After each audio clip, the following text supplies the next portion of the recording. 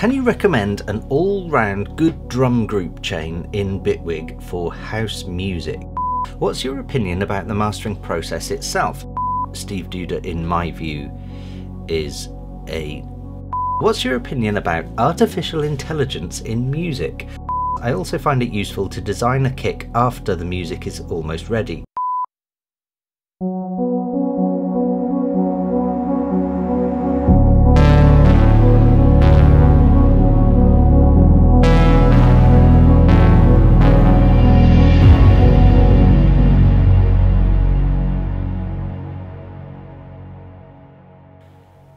Hey guys, welcome to the Kane audio vlog. It's Friday, it's time for another Ask Me Anything. Usual rules apply. Comment anything you want below this video and I'll get back to you in next week's video. Before I look at last week's video, is there any house admin? I don't think there is. This week has flown by. What have I been doing? Mostly working on my album this week. I've made a bit more progress. I think I've got 10 of the 12 tracks I wanted, and I listened to it through yesterday, and I'm starting to wonder maybe it should be a 10-track album, but I don't know why I chose 12 in the first place, but that's what I sort of set in my head from day one, was it was going to be 12 tracks. So that's what I'm kind of aiming for, and I've probably written, finished and rejected at least 30 or 40 tracks now, so yeah, it's a long process, but I'm getting there. Anyway, I can't see anything else in house admin. I usually make notes if there's something of importance that I need to mention. I can't see anything here. Let's get on with the show. I don't think there are many questions this week, so it may or may not be a fairly quick one. Let's have a look. Starting at the top. Fire Apple Red. Can you recommend an all-round good drum group chain in Bitwig for house music? So, there are a couple of things to distinguish here. First of all, I actually don't really... Right, no, so...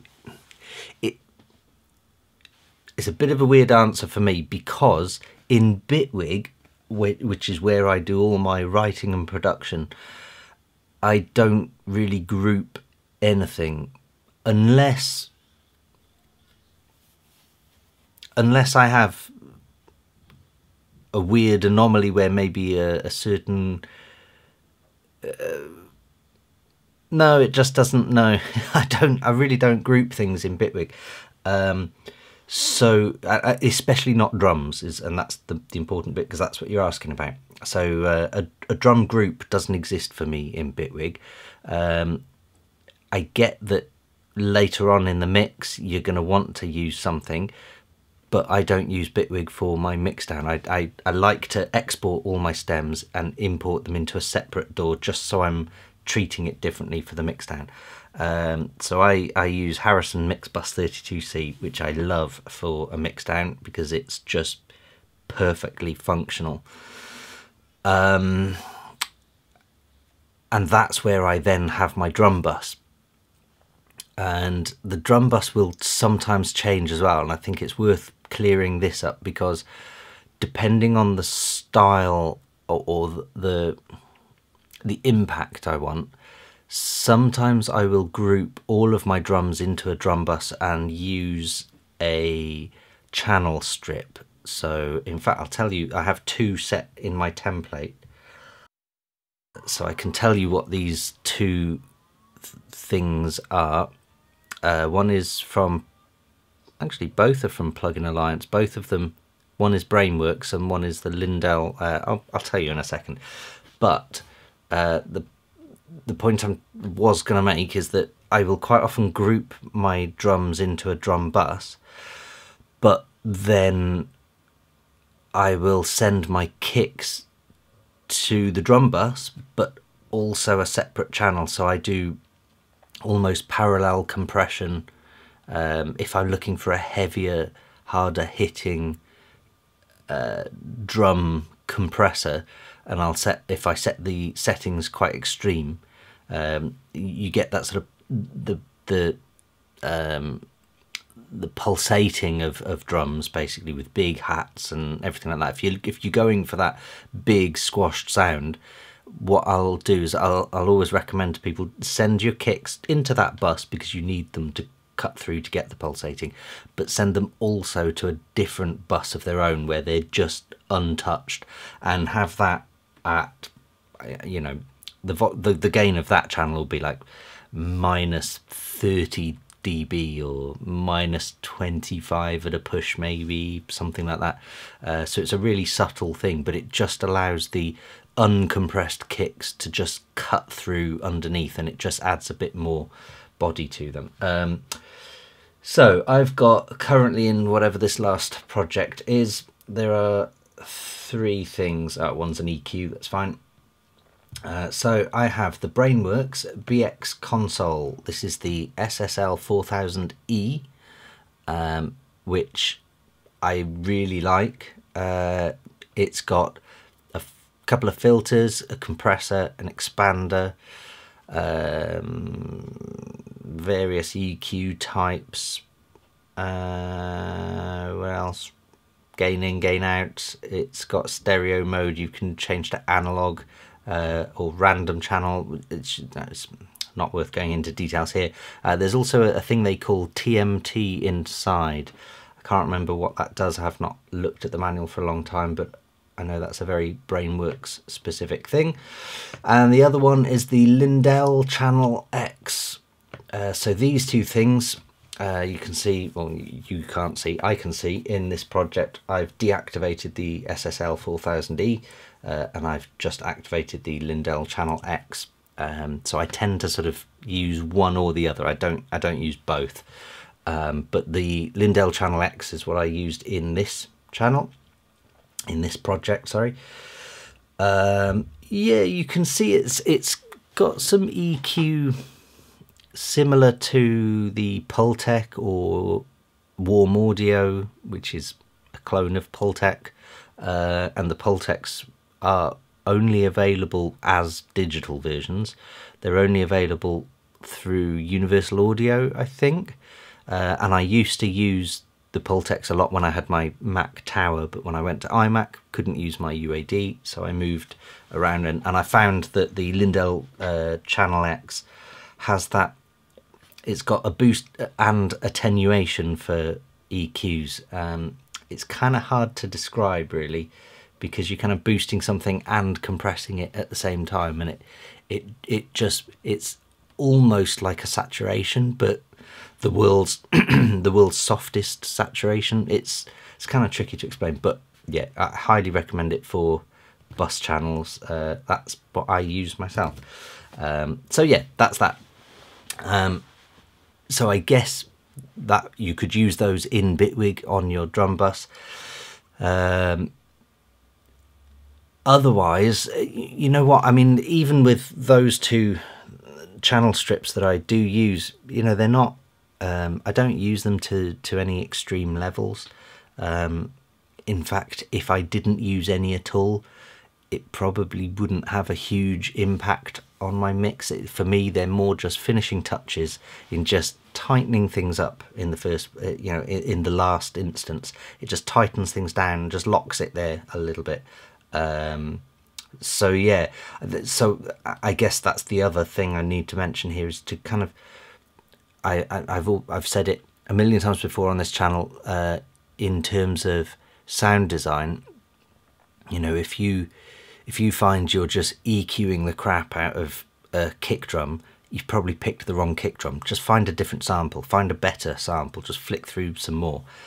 Similarly, if you're struggling with your drum bus that much and you're thinking this snare is way too, I don't know, bassy or loud or whatever, and something's not meshing, and you're chucking compressors on and maybe some reverbs and bits and pieces, and you're trying to get things to fit and it's not fitting, change the snare drum, change the sample. You know, we've all got bazillion drum samples at our fingertips.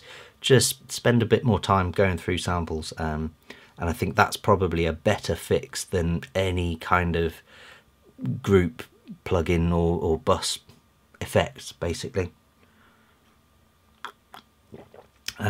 Yeah, so hopefully that helps a little bit, but unfortunately I don't really have a chain in Bitwig. I guess there have been times where I've maybe chucked a compressor or dynamics or something on, maybe if I've got 2 or 3 claps at the same time, and I might group them and chuck a compressor on just to tame them a bit. But really I don't do too much. I like to keep my drums quite clean and distinguished. Moving on, FanFan87, salut Dom, downforce, high five. You say you do the mastering sometimes and sometimes not. So here is my question. What's your opinion about the mastering process itself? Is it a dumb, boring, anti-dynamic normalization to the loudness war stuff? Or is it still an artistic moment between you and your music? Yes. Both. I think the thing with mastering is, or for me personally, I need to be kind of in the right frame of mind, in the right mood for mastering my own music, especially. Mastering other people's tracks and stuff, I find easier. Maybe because I'm less emotionally attached to it.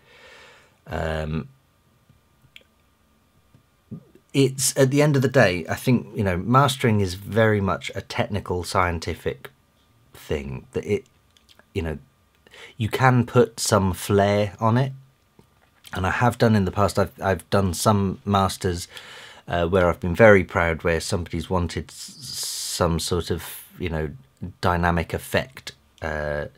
So for example, you know, they've wanted a particularly punchy kick drum or something, then, you know, there are ways you can kind of sculpt that and play with it creatively, and you know, that can be a great thing when it happens. So I would never say it's not artistic at all, because at the end of the day, you're being artistic as a mastering engineer. You're being artistic. You're just being artistic with a different set of tools. You're not making the music. That's not the artistic bit of you, of your work. You're being artistic with compressors and with maybe reverbs or EQs, or, you know, you're carving frequencies and you're carving holes in frequencies to allow space for other frequencies to play, and that's the artistic part, which is based on very technical things. So that's why I'm saying yes to both. It's kind of boring and anti-dynamic. And with the loudness war, I've never really paid too much attention to that. I think, you know, anyone who's listened to a lot of my music, you know, if you listen to it on Beatport or whatever, there are lots of my tracks that are way quieter than whatever the next track is on the player. You know, my tracks have never been super loud and compressed or anything. And you know, some of my tracks have been quite popular with DJs and stuff. So I don't think a DJ has ever come back to me going, "Oh, I wish you could make your music louder." So I kind of don't pander to the loudness war too much. I think so long as you hit a decent threshold and nothing sounds out of place too much, then you're all right. So I don't worry too much about that. I can see Edit 1. Did you ever imagine making your own VSTs as Steve Duda did with Serum, or Umet Ozkan did with Genesis Pro, which comes soon? Yes, I did see that, and for €1 or something. So as and when that comes out, I'll probably mention it on this channel, because it's €1 and you just can't go wrong with that. Yes, I did, and probably this time last year, maybe even longer ago, I did start making some draft ideas of bits and pieces, and I did start playing with some things, and then I didn't get much further. It's still kind of an idea that I think one day will come to fruition. I'm not a coder myself, and I'm definitely not as clever as Steve Duda. Steve Duda, in my view, is an absolute mathematical whiz, and I know from experience of talking to him when he was developing Serum, and at the time I was still, I was doing my degree in audio engineering, and to my understanding he hadn't done a degree in audio engineering, but I was just starting to get my head around basic things like fast Fourier transforms, and he was just whizzing through these things, and he'd sort of learnt it in a day so that he could put a curve in a graph. He's got brains for days. The guy's a bit of a genius. So I have a huge respect for Steve Duda, and I know that I would not be physically or mentally capable of replicating what he's done. So in terms of the question, did you ever imagine making your own VSTs as Steve Duda did? I mean, that's kind of like saying to a musician, did you ever think about making a #1 hit single? You know, we'd all love to be able to do that. We'd all love to be able to make Serum, but it ain't going to happen. No, or not from me anyway. So I have considered looking at making some more basic VSTs. There are a couple of things that I have spoken to some coders about, because there have been a few tools where I've kind of thought, oh, this could be handy or whatever. So I think probably at some point I'd like to, under the Kane Audio brand, I'd like to have a couple of plugins, would be cool. And that's also the kind of thing that I'll probably, you know, for example, with this YouTube channel and the Patreon subscribers and whatever, you know, that's the kind of thing I can give them then as well. So yeah, it all ties in. I can see an edit too.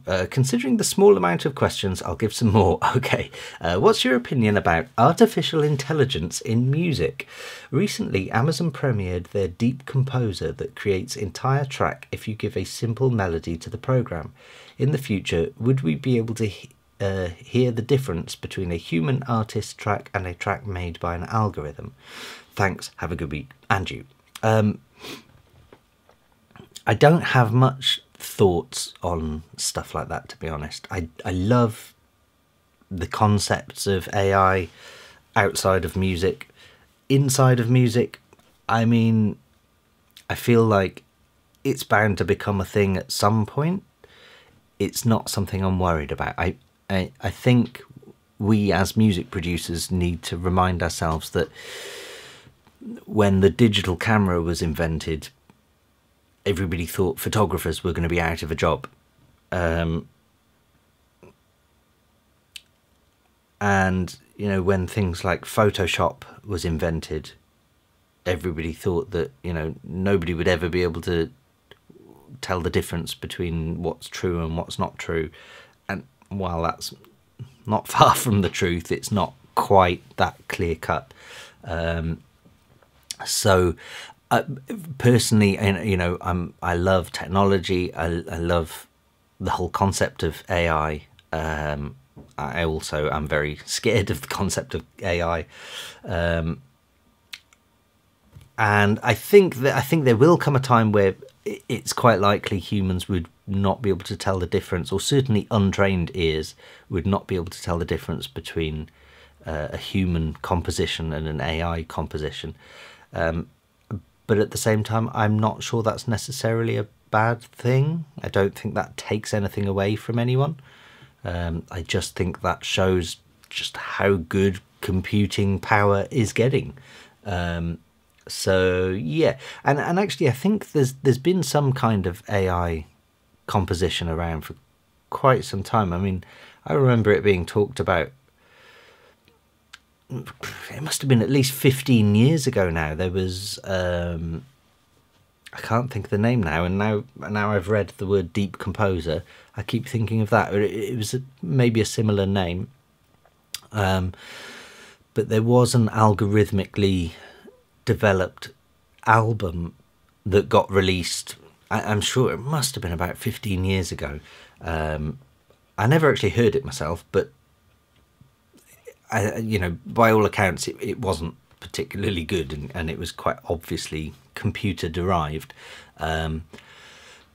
But I think that's been you know, it's from the philosophy side of it all, it's been an ongoing question for a very long time.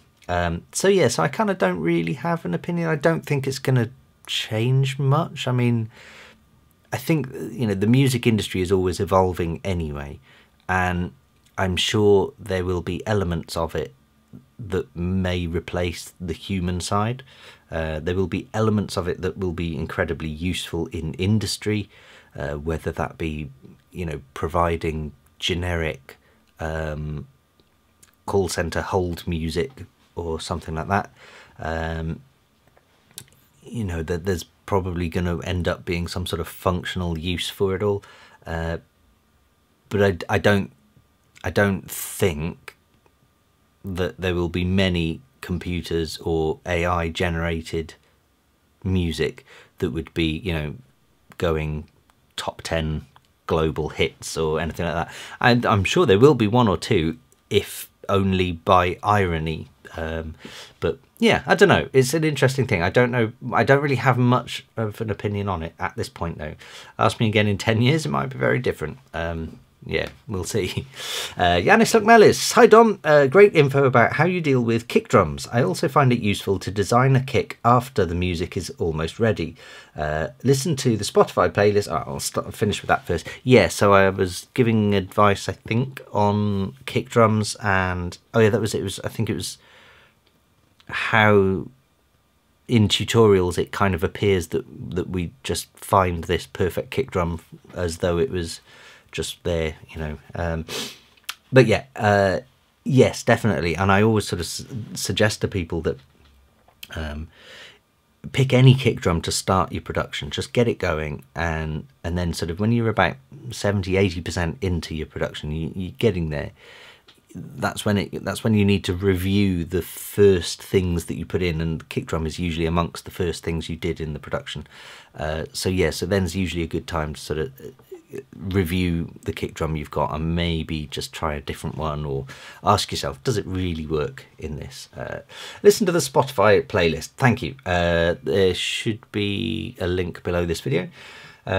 Thanks for reminding Swords by Left Field. Such a great track. It really is. Downforce, high five. And Fin Fighter, Downforce, high five.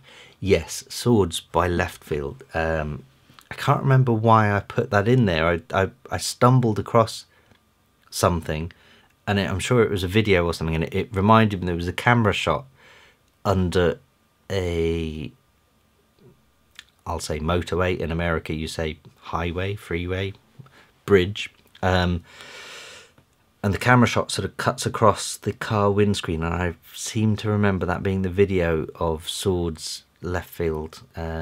Yeah, what a great track. Anyway, that, my friends, is it for this week. We are under the 30-minute mark, so we're done all right. Yeah, I think there's nothing else I need to mention. So thank you very much for making it this far into the video. To prove that you did make it this far into the video, I'm going to say comment the word